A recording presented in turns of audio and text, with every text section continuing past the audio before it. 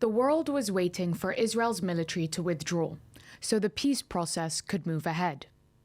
But Benjamin Netanyahu's coalition was consumed by disagreement.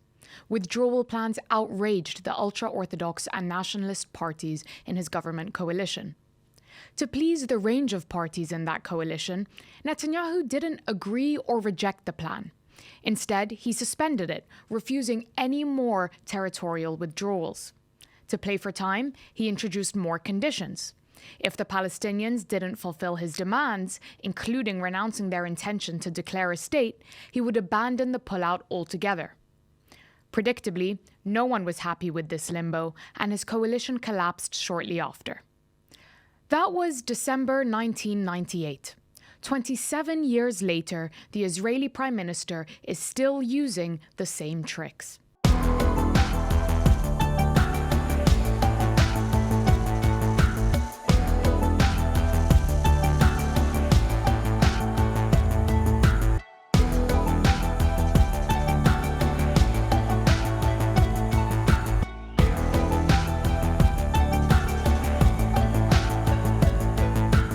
Hi, I'm Tamara Hemani, and you're watching MEELive.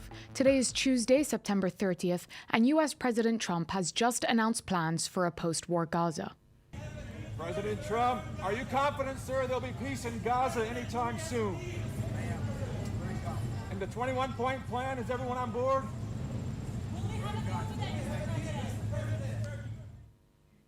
Naturally, he would be. According to that plan, he'll be the one overseeing it. Now, Trump's talked about a lot of plans for the conflict. The Peace for Prosperity plan of 2020, a Gaza Riviera plan in February of this year, and now this. So, how will this proposal end the war? What does it entail? And does it contain measures to ensure Palestinian self-determination at the end of it? Under this plan, Israel's military would suspend its operations and allow aid to re-enter the Strip, and Hamas would return the captives within 72 hours.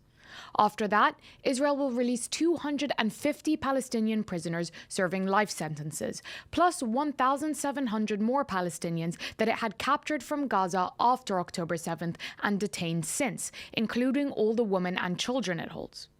Hamas will then decommission their weapons, either leaving the Strip or gaining amnesty, and the Strip will be demilitarized.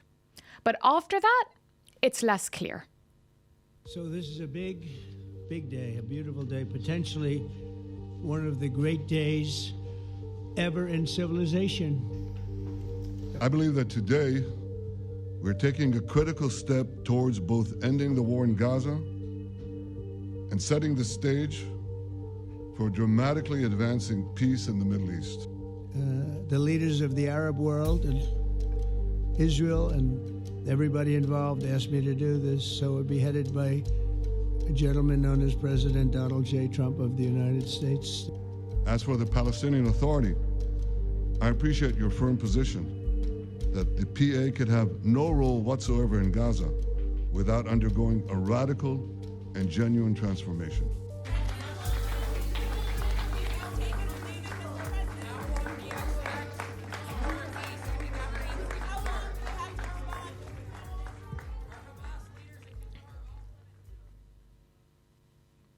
In contrast to Trump's previous musings, Palestinians would be encouraged to stay in the Strip, for which the US president has big development plans.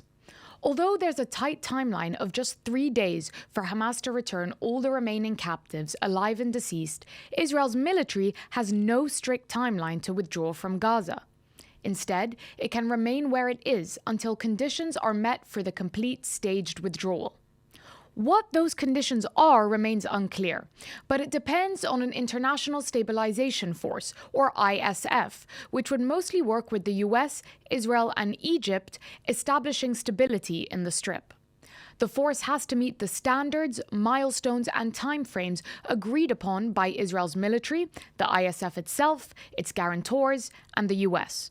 Only then will Israel's military progressively hand over territory, apart from a security perimeter presence within Gaza.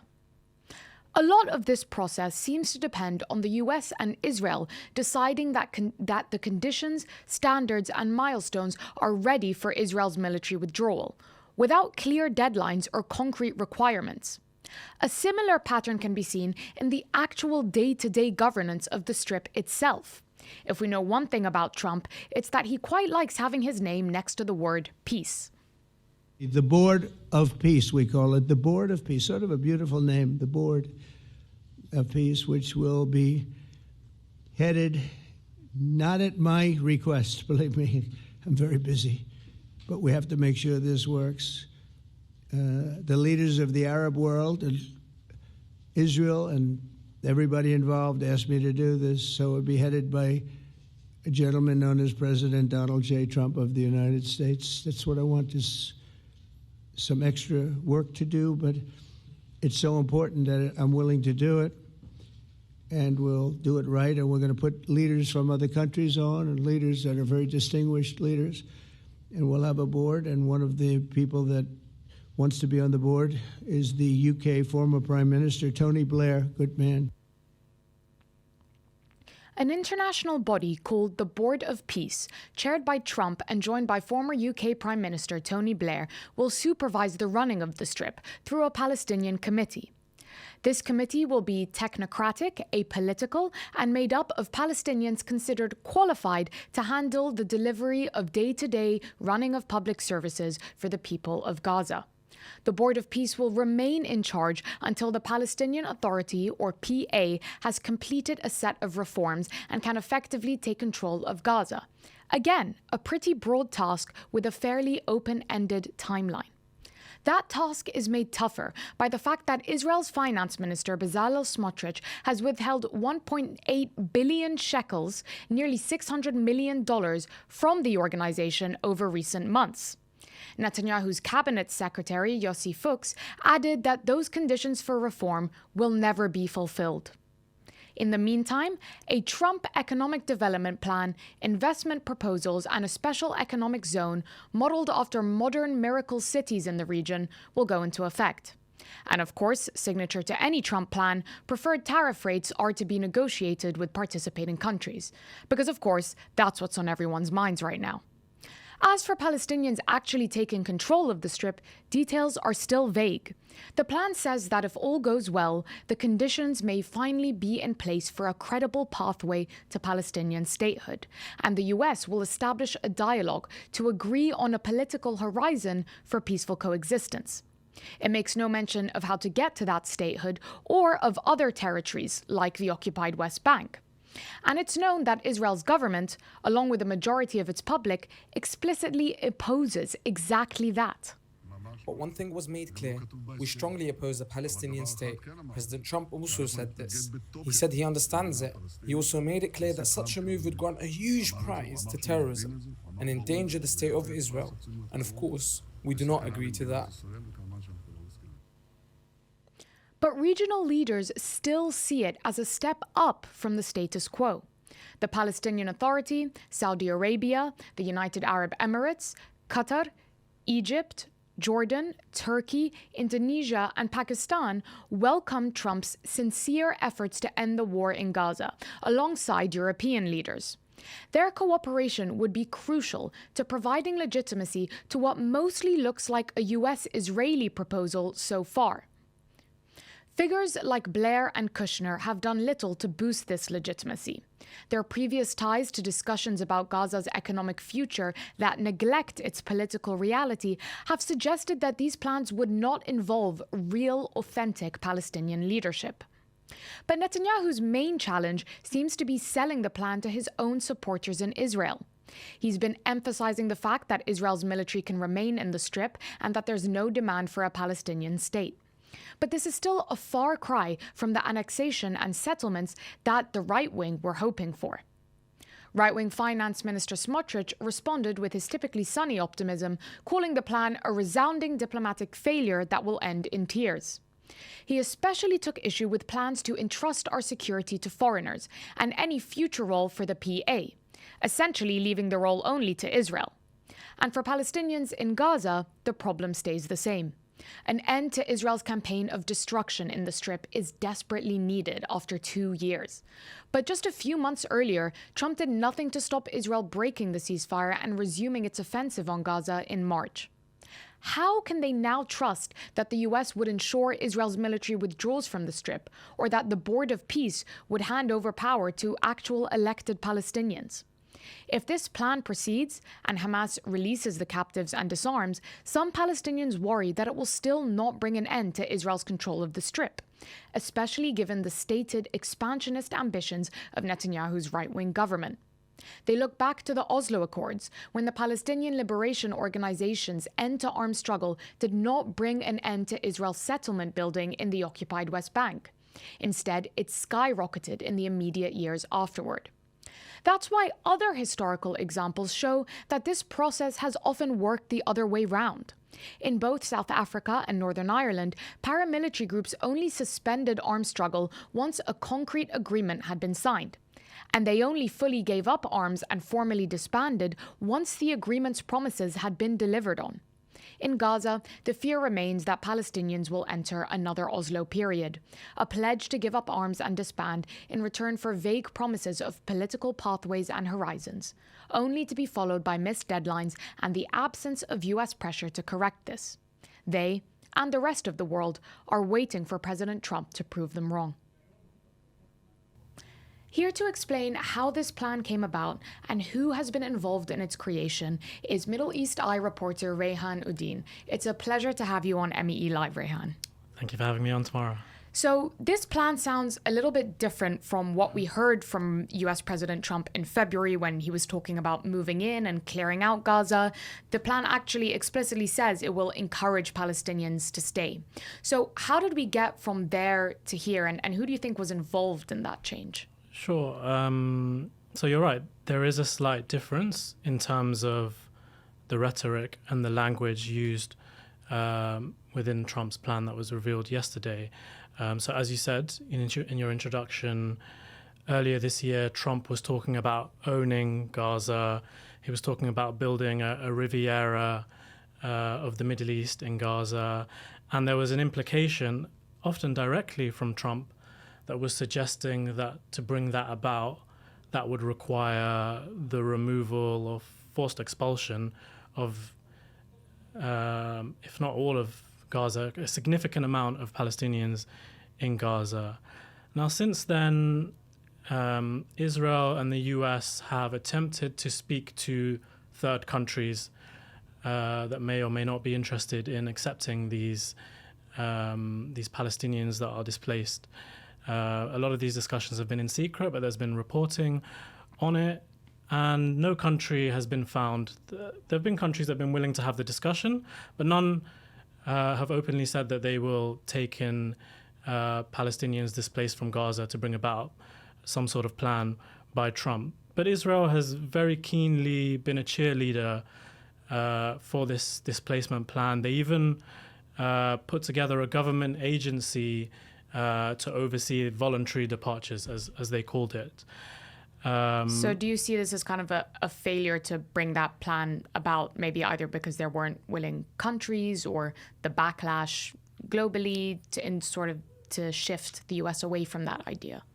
In terms of the wording of the document, potentially yes. But in terms of the reality of it, it might not end up being that dissimilar from what they wanted in those initial plans. So since February, there have been various plans that have been put forward by other international actors. So we had an Arab plan that was led by Egypt, which suggested that after some sort of transitional period, the Palestinian Authority, which runs the West Bank, would be in charge of Gaza. More recently, there was a French-Saudi plan that was endorsed at the UN in recent days, which discusses Palestinian statehood. We also have to consider the backdrop of the context of some of the things that have happened this year since Trump's initial comments.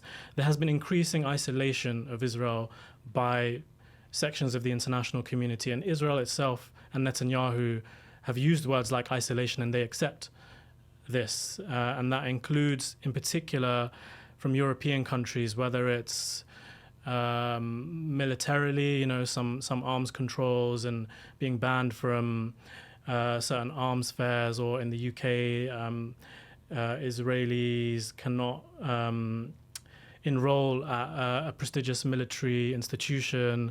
And there's been talks of cultural, sporting boycotts and things like that. So there's a backdrop of that. So there's a different context that they're operating in now. So I think they now maybe understand, given the world's response, that isolation, alternative plans, that, where, as much as they want to, that could be a real red line for the international community. So the wording used in the document says, no one will be forced to leave Gaza, and we encourage people to stay and build a better Gaza.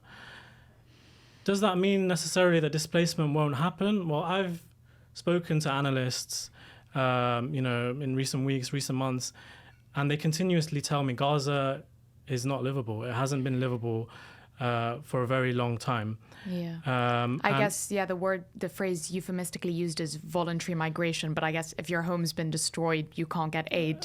It's not much voluntary about that decision. Exactly, yeah. The word voluntary is beginning to lose meaning in that context. If people have lost their limbs, people have lost their homes.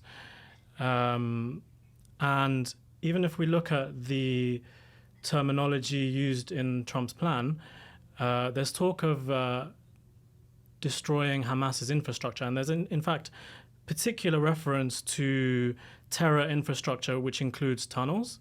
Now, it's not laid out exactly what the plan is for that. But if that includes some kind of plan to destroy the tunnel infrastructure in Gaza, that could entail even more destruction than what we've seen. Destroying tunnels could obliterate Gaza in a way that's beyond what we've already seen. So if we're operating in that context, the plan could say no one is forced to leave Gaza, but the reality means there's not much other choice. Yeah, that it could be made unlivable. That's a very good point. You noticed a lot of influential actors in the change in Trump's stance. We obviously have Saudi Arabia and France, who have been quite strongly pushing for an alternative. Also Egypt.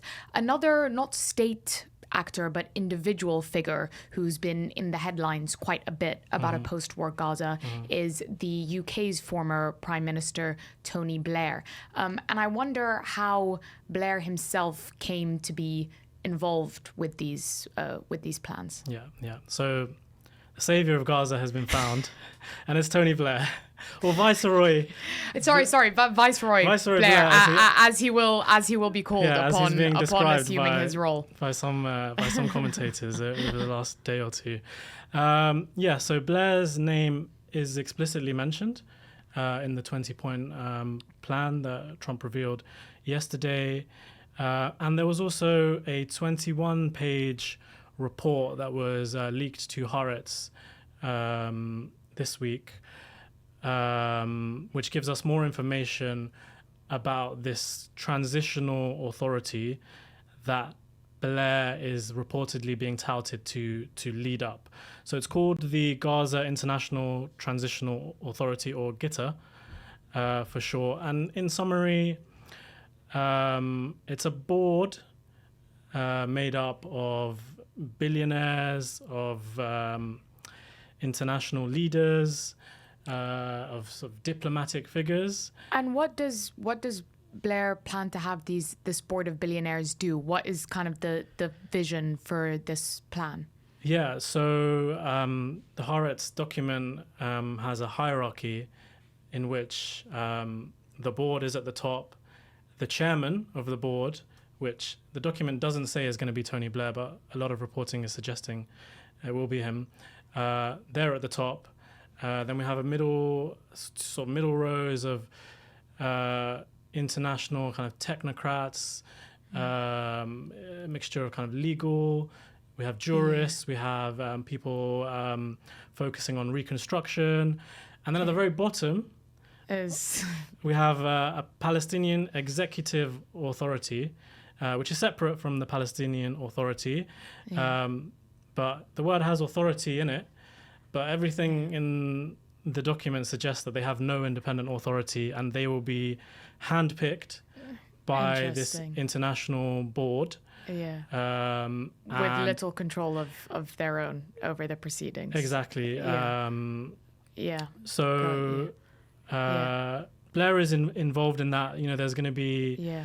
performance-based reviews of the So executive what I'm authority. hearing is a lot of technocratic metrics, but very little political Yeah. problem-solving solutions, ideas. Exactly, and it has Tony yeah. Blair written all over it, by the way, because New Gaza, the phrase New Gaza is mentioned twice in Trump's plan, and that sounds a little bit like what Tony Blair rebranded Labour into when he became the Prime Minister. That became New Labour. And there was another telltale sign in the leaked Harex document.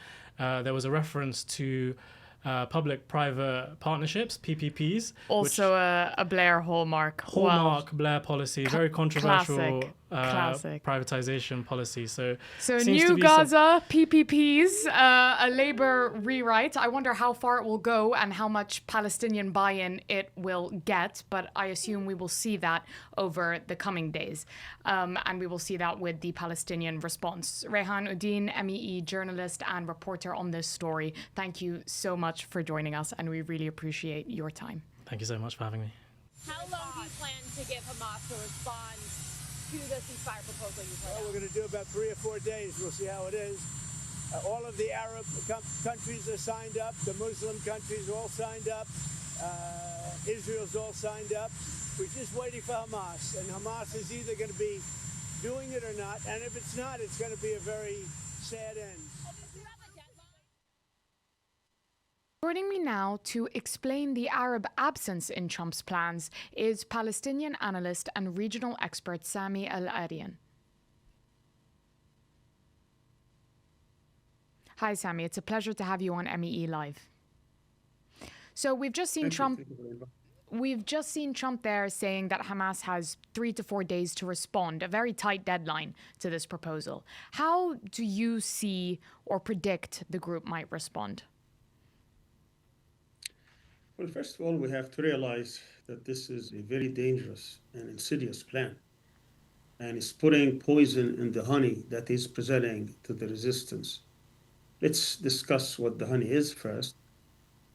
In the document, they are trying to stop the war, which is good. This is what the resistance is trying to achieve all along, allowing the entry and distribution of aid through legitimate professional international organizations, exchanging of prisoners, particularly to release those who are serving life sentences, talks about 250 people. But it doesn't talk about the people who are serving long sentences, so that's absent. But that needs to also be included, and all the detainees that have been arrested, not only in Gaza, but also in the West Bank. And there is a promise of reconstruction, but that promise may not be implemented because it is tied to suspicious international institutions, international figures. Some of them are even war criminals. But more importantly, and the second thing, is that all the other clauses, it's like deadly poison.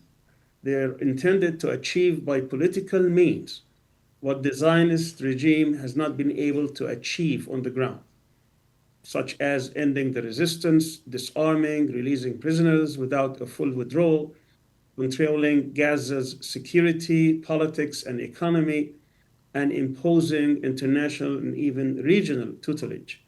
They're trying to separate the Gaza track from the other political tracks related to the Palestinian issue, and entrenching the Israeli narrative that this challenge, or the main challenge, is an Israeli security problem rather than the result of military occupation, an Israeli campaign of genocide, ethnic cleansing, and ongoing war crimes, and continuing aggression. As you say, Thirdly, as you say, an end to this fighting lies in political solutions. And yet details of those solutions in the plan, as you mentioned, are very scarce. It's treated as a security or an economic problem.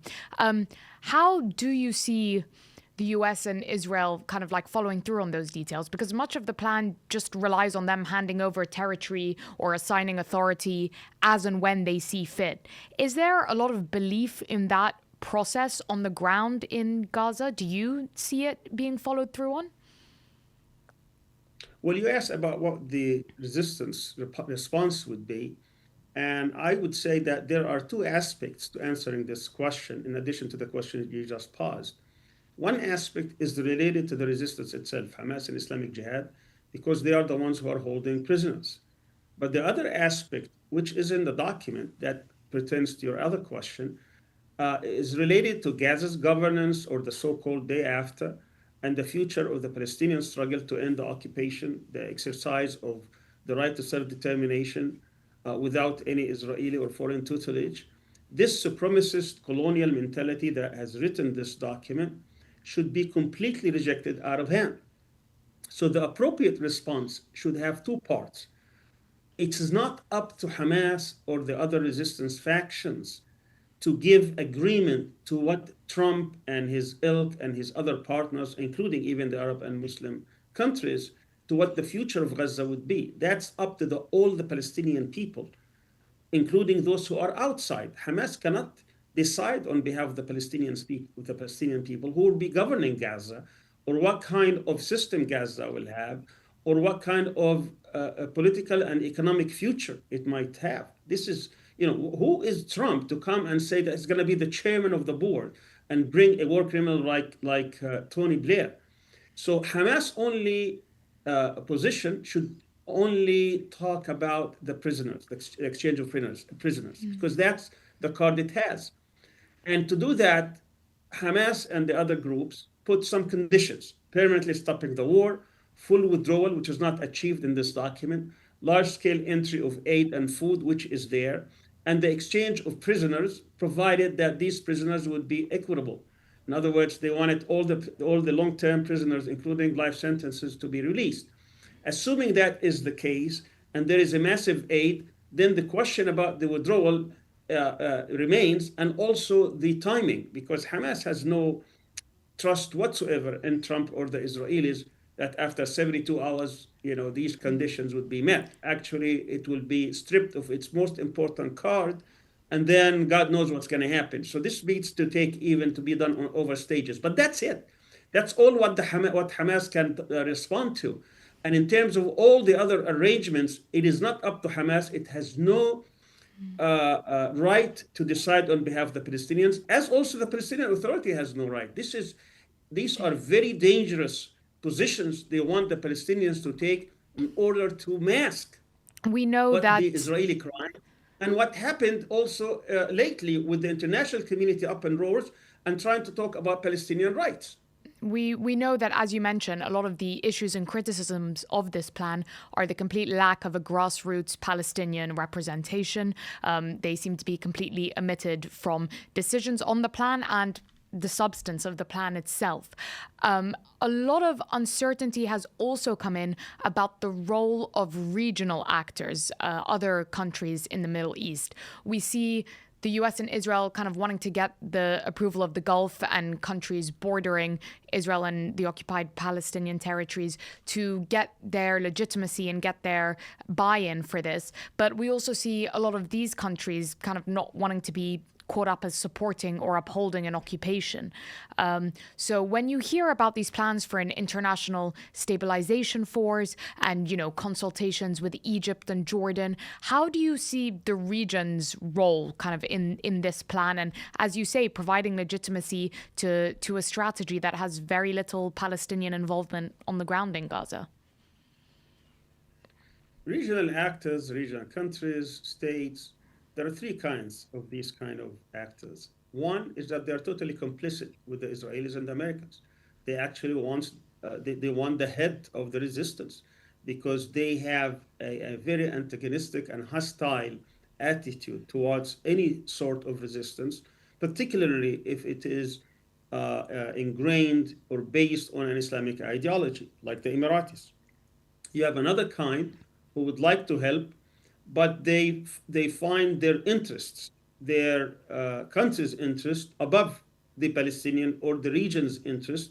So sometimes they're trying to mask that interest and trying to sell this as if this is best for the Palestinians.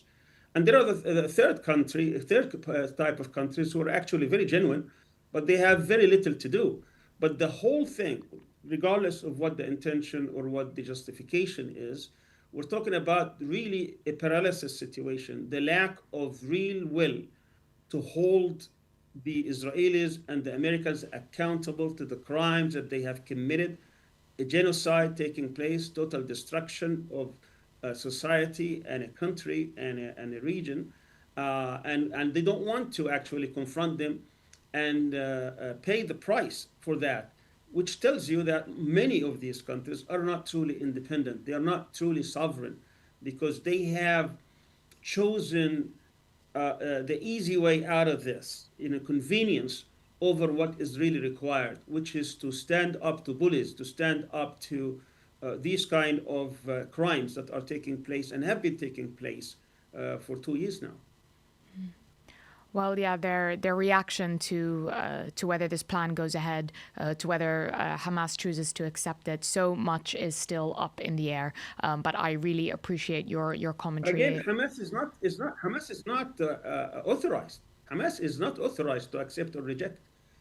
Hamas does not represent the Palestinian people to come now and said, okay, we agree on a foreign occupation. Again, that's not up to Hamas, and I can't believe that they will agree to this.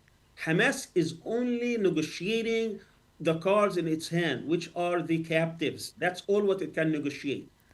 For them to come and try to put a political path and require and dictate that Hamas must accept it is not just unfair.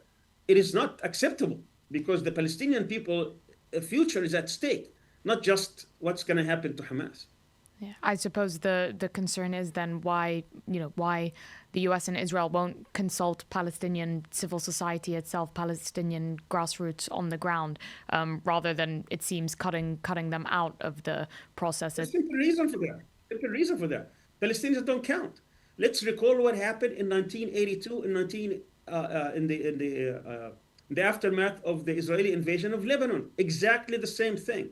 They put Fatah at the time, which was basically the biggest movement at the time that was fighting Israel. They gave it certain ultimatums and dictation and told them once they accept these, there will be milk and honey after that. And what happened? After the invasion, there was a massacre in Sabra and Shatila. They did everything. Let's recall also Oslo. They said, if you just renounce terrorism, if you just renounce resistance, if you just accept Israel's right to exist, within 5 years, you're going to have a state. You're going to have a Palestinian state. You're going to be independent. You're going to solve all your problems. Right now, we're 32 years after Oslo. So you think that we're coming now with a foreign occupation and a foreign administration that we're going to believe what they are telling us, that within a few years, we're going to have Palestinians ruling themselves and we're going to be on the road to a state? That's nonsense. These are all gimmicks that the imperialists, the Zionists play for us. And unfortunately, Arab governments and states, they fall for it, whether willingly or unwillingly. Yeah, unfortunately, the Palestinian history does read as a litany of broken promises. And we're all looking towards the day when Palestinian society themselves are included in these discussions. Sami Al-Arian, thank you so much for taking the time to speak with MEELive today. We really appreciate your insights as always. Thank you. For today, that's all we have time for. But before we lose you, we want to hear from you. Please send in your thoughts and questions to @MiddleEastEye on any social platform or email meelive@middleeasteye.net. We'll be here at 5 p.m. British Standard Time. That's noon in New York, every Tuesday and Thursday. We'll see you then.